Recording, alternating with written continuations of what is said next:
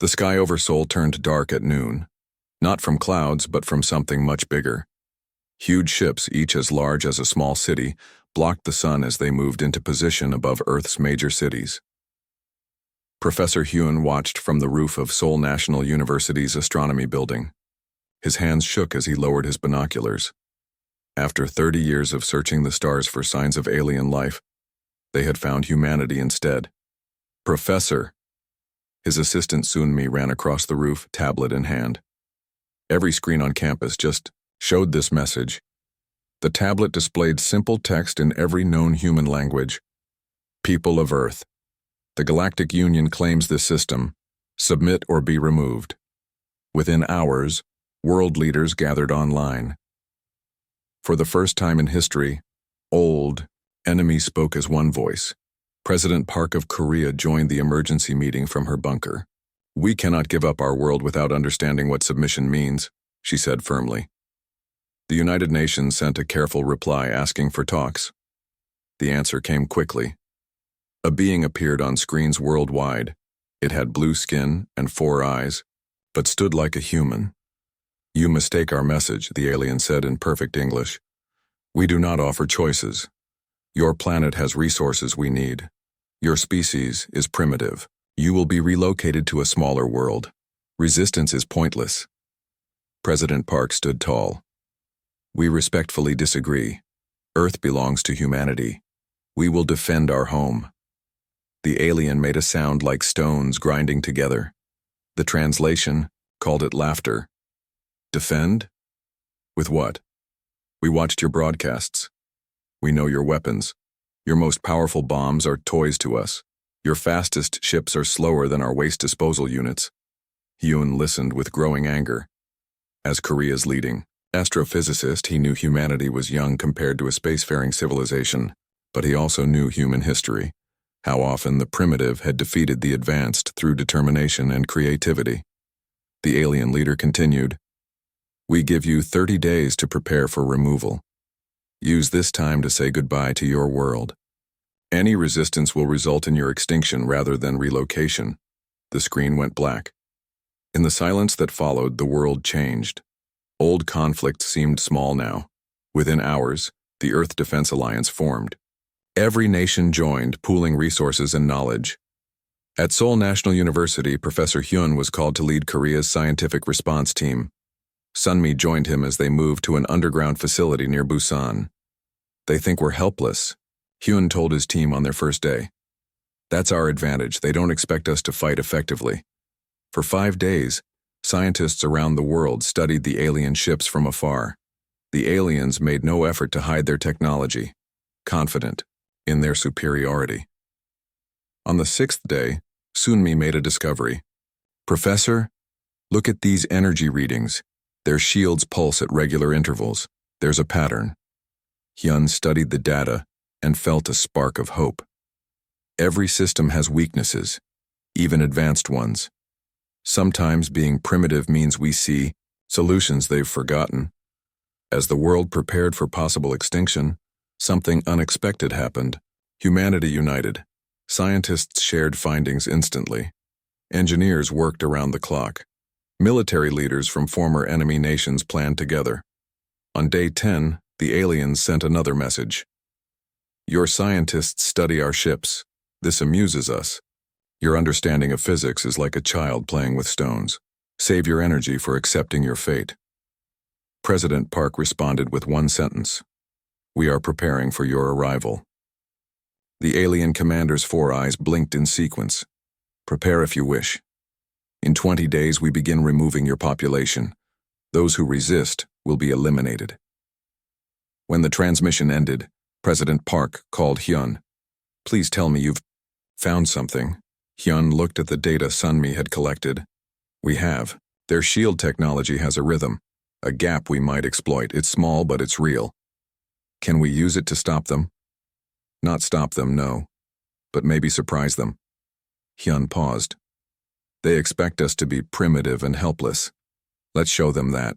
Underestimating humanity is their first mistake."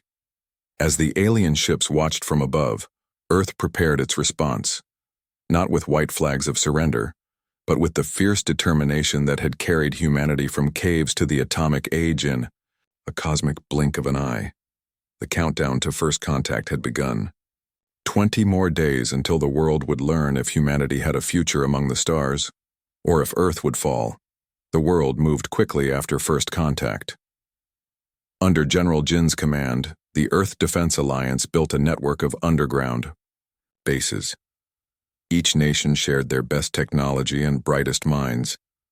In Korea, Professor Hyun led a team of scientists at the Busan Complex, a massive facility hidden beneath mountains. Here, military and civilian experts worked side by side. Our greatest advantage is that they think we're stupid, Hyun told his team. They don't hide their technology because they don't fear us understanding it. Sunmi pointed to screens showing alien ship movements. They've settled into stable orbits. They're watching us, but not closely. Hyun nodded. Because they don't see us as a threat. In the military wing of the complex, Colonel Min trained special forces teams. Unlike regular soldiers, these men and women learned to fight with simple weapons, knives, bows, and basic explosives. The aliens will detect advanced energy signatures, Min explained, but they might overlook what they consider primitive. When President Park visited the facility on day 15, Hyun showed her their progress. Their shields have a pattern, he explained, pointing to diagrams. A tiny opening appears every 3 minutes for just half a second. Can we use that? Asked the president. Not with conventional weapons, Sunmi said. But we've found something interesting about their communication systems. She showed the president data from alien transmissions. They use a frequency that interacts with water. That's why they avoid planets with large oceans. Earth's water content should be harmful to them, but they've adapted with their shields. General Jin joined them, carrying new reports. The aliens have started building landing zones in unpopulated areas. They're preparing for the population removal. President Park's face hardened. How is the evacuation going? 80% of urban populations are now in underground shelters, Jin reported. We're moving as many supplies as possible before they notice. That night, as Hyun worked late in his lab, Sunmi brought him surprising news. The aliens are scanning our communication networks, downloading our data. Hyun smiled for the first time in days. Perfect. Let's give them something to find. The next morning, he gathered his team. We're going to leave plans for them to discover. Plans that look dangerous but will actually lead them into a trap. Around the world, similar preparations took place. In America, scientists developed EMPs designed to exploit the shield gap. In Europe, engineers built stealth vehicles that used no electronic components. In Africa, chemists created compounds that reacted violently with the aliens' atmosphere. On day 20, the aliens sent another message. Your preparations amuse us. We see your people hiding underground like ants before a storm. This changes nothing. President Park stood before the world's cameras. Her response was calm and measured. We accept that your technology is advanced. We ask only for more time to prepare our people. The alien commander's 4 eyes narrowed. You seek to delay. Why? Our world has many cultures, many languages. We need time to organize an orderly transition. After a long pause, the alien spoke. You may have 10 more days, 40 days total. Then we begin. When the transmission ended, President Park joined an emergency meeting with world leaders. Did it work? She asked. General Jin nodded. They took the bait. Their scans focused on our visible preparations, not the underground networks, Hyun added, and they downloaded the false attack plans we left for them to find. The president smiled grimly. Then we continue. Let them think we're begging for time while fumbling with primitive defenses. As day 30 approached, Earth's true plan came together. Special forces trained to infiltrate alien ships through the shield gaps. Scientists finalized the virus that would target alien systems. And in secret facilities worldwide, humanity prepared its real defense. They see what they expect to see, Hyun told Sunmi as they worked through the night. They Expect primitives trying to fight with sticks against their advanced weapons. And what will they get instead? She asked. Yun looked at the completed virus code on his screen. A reminder that sometimes the simplest solution is the most effective. Sometimes being primitive means remembering what advanced civilizations forget. With 10 days remaining, humanity prepared for the greatest fight in its history. Not with surrender, but with the quiet determination that had carried the species through ice ages, plagues, and countless wars. The aliens watched from orbit, confident in their superiority, unaware that humanity's greatest strength had always been turning weakness into advantage. The day of reckoning arrived when the alien countdown reached 0. Earth looked peaceful from space, the blue-green planet spinning quietly as it had for billions of years. But beneath the surface, humanity waited. At exactly noon GMT, the Galactic Union fleet moved into attack position. Their massive ships formed a grid pattern over major population centers. Though most cities stood empty now, the aliens didn't know that. In the Busan complex, Professor Hyun watched the monitors with Sunmi beside him. They had slept little in the past 40 days. "They're positioning exactly as we predicted," Sunmi said, pointing to the tactical display. General Jin entered the command center, his face grim. "All units report ready. The President has given the order." Hyun nodded. "Then we begin." The first alien transmission came moments later. It played on all remaining communication channels worldwide. "People of Earth, your time has ended. Resistance means extinction." Without waiting for a response, the alien ships fired their first volley. Energy beams struck cities around the world. Buildings collapsed, fires spread. But the destruction hit mostly empty structures. In orbit, a second wave of smaller alien craft descended toward Earth. These were troop carriers ready to begin capturing humans. "Now," ordered General Jin. Across the planet, carefully hidden EMP devices activated. These were not aimed at the alien ships. Their shields were too strong for that. Instead, the pulses targeted the exact frequency of alien communications. The command screens Hyun watched as confusion spread through the alien fleet. Their formations wavered. Some ships stopped in mid-descent. "It's working," he whispered. "They didn't expect us to target their communications." Sunmi monitored the readings. "Their communication network is down by 60%. They're switching to backup systems." "Phase 2, ordered General Jin. Around the world, special forces teams emerged from hiding. These soldiers carried weapons that looked primitive: spears, bows, simple projectiles. But each had been modified with Hyun's technology to exploit the shield gap. When the first alien ground troops landed outside Seoul, they found not cowering humans but silent, empty streets. The aliens moved cautiously, their sensor equipment scanning for life signs. They never detected the attack until it was too late. Simple arrows, tipped with compounds that reacted violently with alien biology, found their targets during the half-second shield gaps. Explosive devices with no electronic signatures detonated beneath alien feet. On the monitors, Hyun watched as the first alien ground forces retreated in disarray. "They're confused," Sunmi said. "Their training never prepared them for this kind of resistance." In the command center, President Park joined them. "How are we doing?" General Jin pointed to the display. "Better than expected. Their communication disruption is forcing them to fight as individuals, not as a coordinated force." "And our losses?" the President asked quietly. "High," Jin admitted, "but within acceptable parameters." In space, the alien command ship changed position. Their main weapon, a massive energy cannon, began charging. "They're preparing to target our largest underground shelter," Hyun said, alarmed. "They must have detected the concentration of people." "Implement Phase 3, the President ordered without hesitation. Across Earth's surface, hidden missile launchers activated. These weren't standard nuclear missiles. Those would have been detected and neutralized. Instead, these carried special payloads designed to exploit the shield gap. As the missiles launched, Alien point defense systems destroyed many, but enough got through. When they detonated, they didn't create explosions. Instead, they released clouds of engineered nanomaterials that adhered to alien hull surfaces, accumulating in shield generators. On the command ship, the alien leader watched in disbelief as shield failures cascaded across the fleet. For the first time, uncertainty crossed the four-eyed face.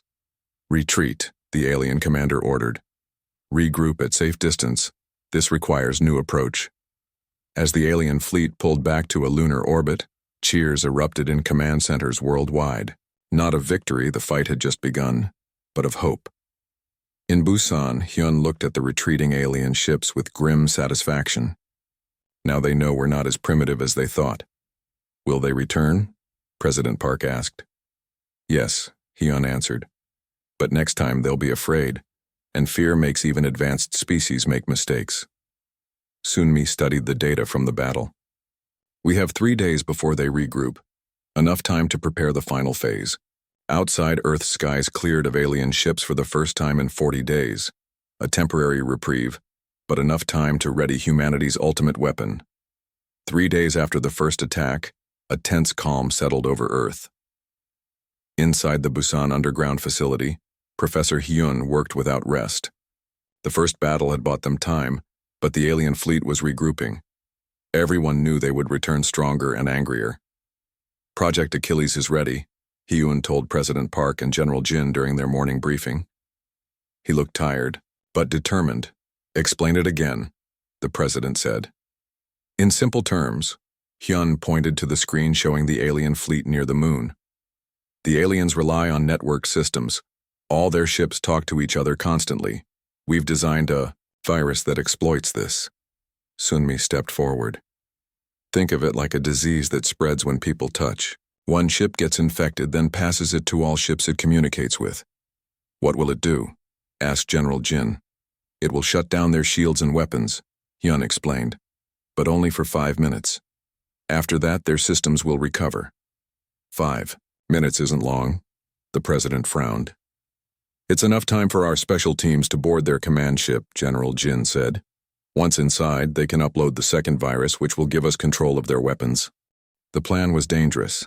To get the first virus into the alien network, someone needed to get close to their command ship. Colonel Min volunteered to lead the mission. "My team is ready. We've trained for this." They would use small, primitive-looking, wooden boats with special engines that avoided detection. The aliens would never expect an attack from Earth's oceans. That evening, as Earth prepared for the second battle, Hyun found Sunmi looking at old family photos. "Worried?" he asked. She nodded. "My parents' shelter is near Busan. If we fail, we won't fail," Hyun said firmly. The aliens made one big mistake. They thought being advanced meant being better.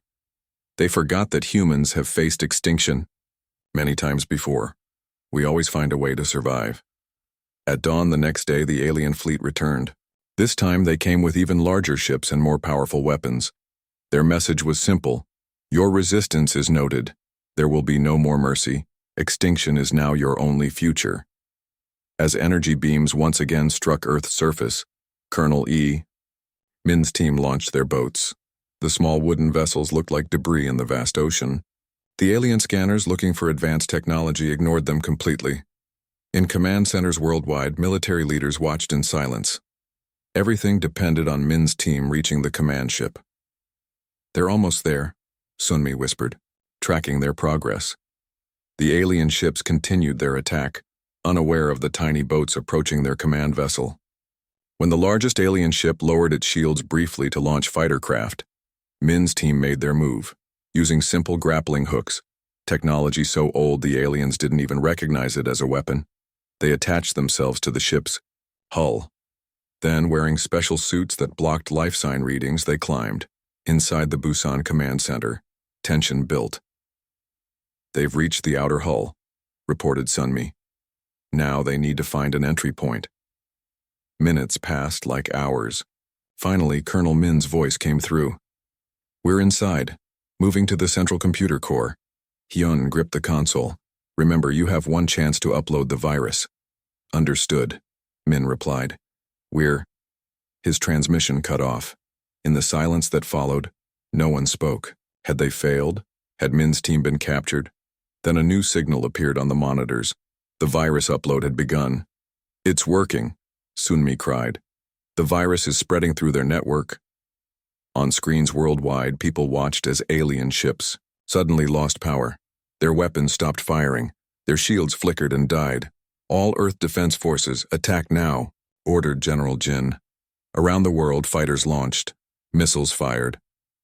The coordinated assault struck the defenseless alien fleet with devastating effect. On the alien command ship, Colonel Min fought his way to the bridge. Though wounded, he reached the main control systems and planted the second virus. Upload complete, he reported, his voice weak. You have control of their weapons. As alien reinforcements approached from deeper space, they received a shocking sight. Their own command ship turning its weapons against them.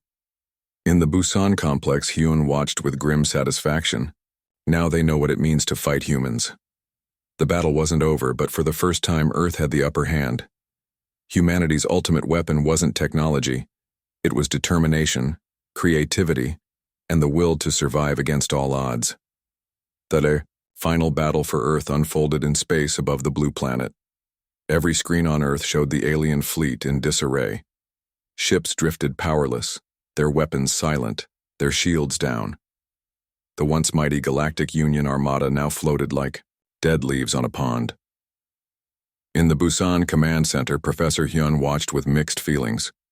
The cost had been high. Cities lay in ruins. Millions had died. But humanity had survived. All alien vessels are disabled, Sunmi reported. Colonel Min's team has full control of their command systems. President Park stood tall as she addressed the gathered leaders. For the first time, we can speak to them from a position of strength. On the main screen, the alien commander appeared. The four-eyed being looked different now. Gone was the arrogance, replaced by something humans recognized well: fear. You have violated the rules of warfare, the alien said. Using primitive methods against advanced civilizations is forbidden. President Park smiled slightly. We never agreed to your rules. We wish to negotiate terms for our withdrawal, the alien commander said. We will leave your system and never return. A silence fell over the command center. After all the death and destruction, was it enough to simply let them go? Hyun stepped forward. Madam President, there's something you should know. The second virus didn't just give us control of their weapons. He nodded to Sunmi, who brought up new data on the screens. We now have access to their star charts, their communications, their entire knowledge base. We know where their homeworlds are. The alien commander's four eyes widened. That information is sacred. You cannot... We already have, Hyun interrupted. And we've learned something interesting. You're not the ruling species of this galactic union, are you? You're just enforcers, sent to claim worlds for your masters. The alien's skin changed color, a sign of extreme distress. Tell your masters this, President Park said, her voice carrying to every alien ship. You have sealed your fate. She nodded to General Jin, who pressed a button on his console. Every communication device on Earth, and through the alien network, across their entire empire, broadcast a single message. People of the Galactic Union, the primitives of Earth, send greetings. While you attacked our cities, we studied your technology. While you bombed our homes, we learned your languages. While you tried to exterminate us, we prepared our response.